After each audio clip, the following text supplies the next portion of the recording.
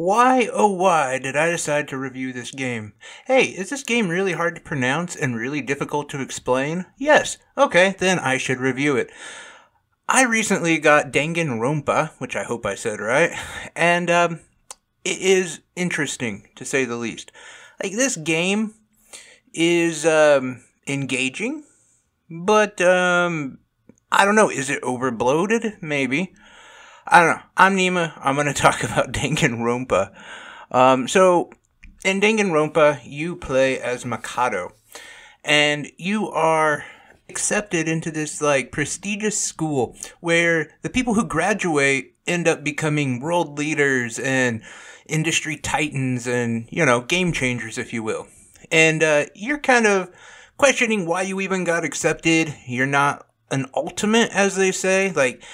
This school has pop stars, has computer programmers, not just regular, but top of the line kind of computer programmers. Has a gang leader for some odd reason. But yeah, the cream of the crop. Okay, we'll put it that way. The cream of the crop is accepted, and you're not that. You're just kind of average, middle of the road kind of dude.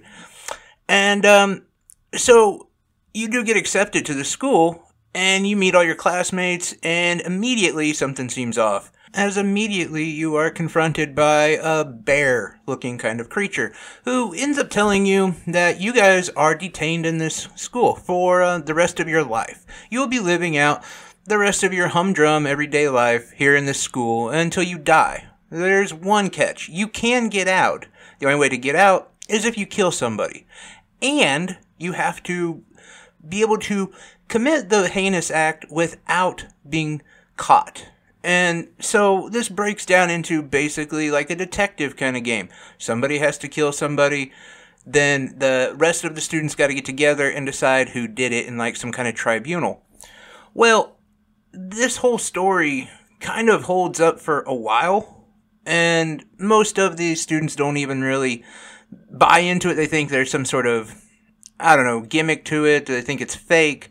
They don't understand that this bear is psychotic at best and magical, I would say, at worst. But anyway,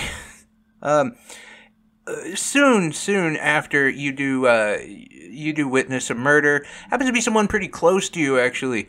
I don't want to give too much more away, and that's the problem with reviewing this game. Is I'm reviewing a game that is about a story, and you want to talk about the story because that's the entire game. And hear me out on this. Graphics, I don't know, they're fine. They're 2D. They don't look it, but they are, essentially the point and click kind of game. But you can even, manipulate your character, because there is a little bit of, free roaming, and you can see other characters standing there. You can move the camera, and you can just see that, they are 2D, just standing there. So that does kind of pull you out of the game.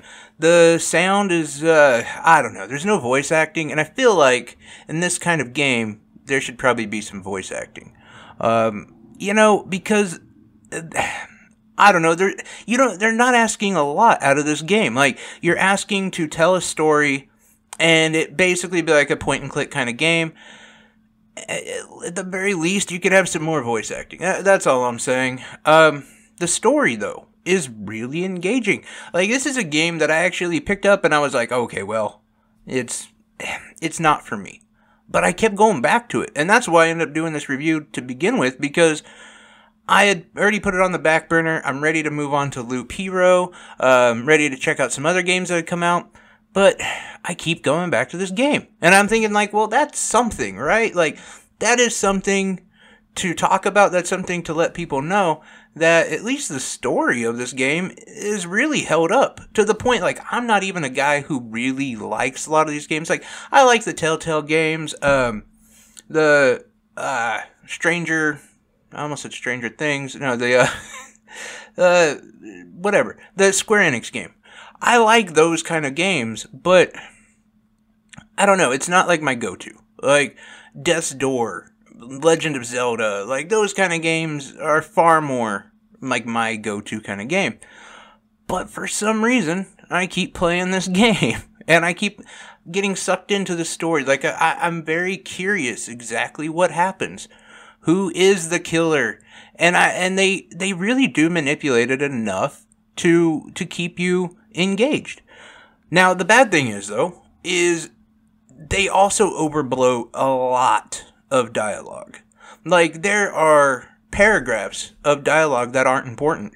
And what's kind of annoying about that is because sandwiched in between the just, like, jargon banter is something important. So you have to at least pay enough attention.